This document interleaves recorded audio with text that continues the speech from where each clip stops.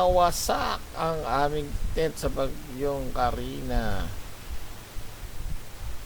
Hindi kami nakapaghanda. Tignan nyo nung bagsak ang aming tent na malaki. Hindi kami nag-enjoy ang bakasyon dito sa Alfonso, Cavite.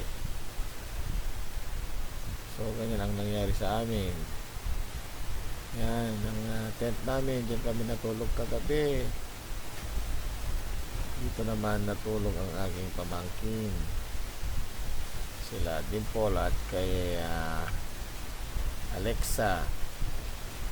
So ito yung kusina, doon sila naglatag. Mga kasama namin boys dito sa kubo. Wasak na wasak, bagsak na bagsak.